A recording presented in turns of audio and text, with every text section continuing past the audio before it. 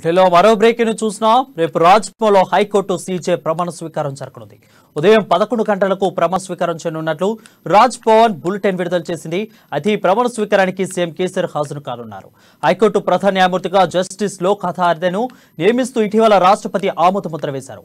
Supreme court collegium సిఫార్సులకు ఇటీవలే కేంద్ర ప్రభుత్వం ఆమోదం తెలిపి రాష్ట్రపతికి నివేదించింది. దీనిని రాష్ట్రపతి బుధవారం ఆమోదించారు.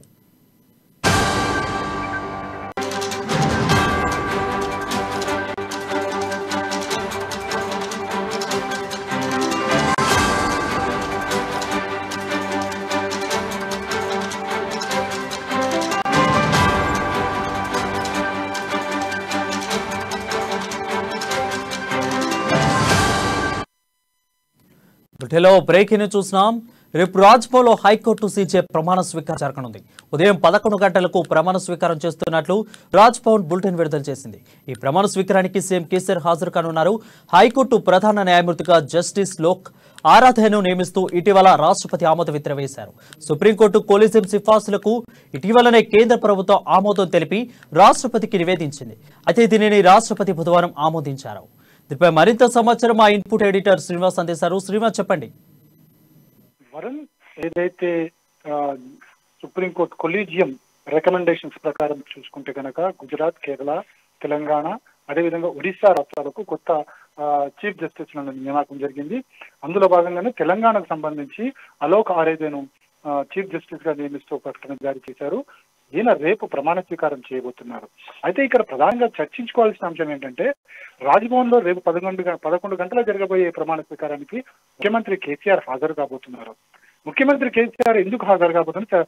తప్పనిసరి పరిస్థితుల్లో చీఫ్ జస్టిస్ లు ప్రమాణ స్వీకారం చేసినప్పుడు రాష్ట్ర ప్రతినిధిగా ముఖ్యమంత్రి కేసీఆర్ ఖచ్చితంగా ముఖ్యమంత్రి హాజరు కావాల్సి ఉంటుంది. ఈ నేపథ్యంలోనే ముఖ్యమంత్రి కేసీఆర్ రేపు రాజ్భవన్ కు వెళ్లి ఈ ప్రమాణ స్వీకార కార్యక్రమానికి పాల్గొంటారు. అయితే ఇక్కడ చెప్పుకోదగ్గ అంశం ఏంటంటే, దాదాపుగా సంవత్సరం తర్వాత మళ్ళీ ముఖ్యమంత్రి కేసీఆర్ రాజ్భవన్ లో అడుగు పెట్టబోతున్నారు. ఇదైతే గత కొన్నేళ్లుగా కూడా రాజ్భవన్ కి అదేవిధంగా ప్రగతి భవన్ కి మధ్య సత్సంబాలన్నీ కూడా తెగిపోయిన పరిస్థితి. ఇటు గవర్నర్ చేస్తున్న విమర్శలు కావచ్చు, దానికి ప్రతి విమర్శలుగా రాష్ట్ర ప్రభుత్వం నుంచి మంత్రులు చేస్తున్న విమర్శలు కావచ్చు, ఇవన్నీ కూడా చూసుకుంటే ఇటు రాజ్భవన్ కి అదేవిధంగా సెక్రటేరియట్ కి చాలా దూరం పెరిగింది. ఈ నేపథ్యంలోనే ముఖ్యమంత్రి కేసీఆర్ రేపు ఏదైతే అలోక్ ఆరాధే చీఫ్ జస్టిస్ గా ప్రమాణ స్వీకారం చేయబోతున్న కార్యక్రమానికి రాజ్భవన్ కి అటెండ్ కాబోతున్నారు. సరిగ్గా ఏడాది క్రితం ఇప్పుడు కేసీఆర్ హాజరు కాబోతున్నారు. ఏడాది క్రితం ఏదైతే గత ఏడాది 27 జూన్ 2022లో అప్పటి సీజేగా ప్రమాణ స్వీకారం చేసిన ఉజ్జాల్ బయాన్ కార్యక్రమానికి అప్పుడు ముఖ్యమంత్రి కేసీఆర్ హాజరు కావడం జరిగింది. ఆ తర్వాత సంవత్సరం తర్వాత ఇప్పుడు మళ్ళీ రాజ్భవన్ కి వెళ్తున్నారు. ఎప్పుడైతే బయాన్ మనకి ప్రమాణ స్వీకారం చేశారు 2022 జూన్ 27న, సరిగ్గా అప్పటికి కూడా కేసీఆర్ రాజ్భవన్ కి వెళ్ళి 9 నెలలు అయింది. అంటే అప్పుడు 9 నెలల గ్యాప్, మళ్ళీ 9 నెలల మళ్ళీ సంవత్సరం తర్వాత ఇప్పుడు, అంటే దాదాపుగా 2 సంవత్సరాల వ్యవధిలో కేవలం 2 సార్లు మాత్రమే ముఖ్యమంత్రి కేసీఆర్ రాజ్భవన్ లో అడుగు పెట్టడం జరిగింది. రేపు కేసీఆర్ హాజరు కాబోతున్నారు. ఇదే ఇప్పుడు రాష్ట్ర వ్యాప్తంగా చర్చ కాబోతుంది. అంటే రేపు గవర్నర్ ని, అంటే యాక్టివ్ గా రాష్ట్ర ప్రథమ పౌరుదారు కాబట్టి గవర్నర్ ని ఖచ్చితంగా KCR కలవాల్సిందే.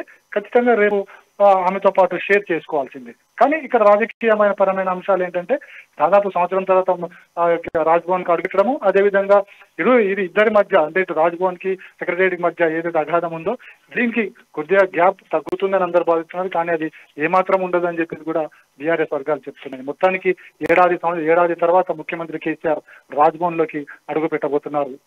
Varun, right, thank you Srinivas.